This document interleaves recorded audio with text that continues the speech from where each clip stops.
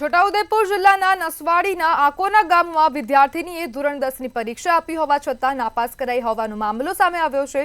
SB Solanki વિદ્યા મંદિરની વિદ્યાર્થીનીએ પરીક્ષા આપી હતી, જ્યારે શિક્ષણ બોર્ડના અધિકારીઓએ વિદ્યાર્થીનીને ગેરહાજર બતાવી। જ્યારે નસવાડીની મદની સ્કૂલના વિદ્યાર્થીએ પરીક્ષા ન આપી હોવા છતાં તેણે ધોરણ 10માં 52% આપીને પાસ કરી દેવામાં આવ્યો છે। નાપાસ થતાં બાળકી ચોધાર આંસુએ રડતી જોવા મળી હતી।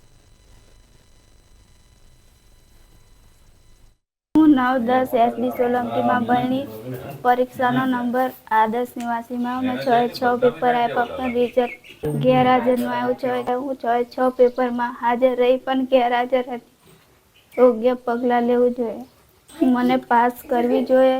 આ બાબતે શિક્ષણ પગલાં લેવા જોઈએ। મારી છોકરી અંકિશાબેન કાયમ એસબી સોલંકીમાં 9-10 ભણતી હતી અને આદર્શ નિવાસી એમનો પરીક્ષાનો નંબર હતો, છતાં પણ કાયમ અમે મૂકવા જતા હતા, લેવા જતા હતા। બધા પેપર આપ્યા છતાં બી એબસન્ટ બોલે છે। યોગ્ય પગલાં લેવું જોઈએ। પરિણામમાં ગેરહાજરી બોલાવે છે અને એનું પરિણામનું યોગ્ય રિઝલ્ટ મળવું જોઈએ।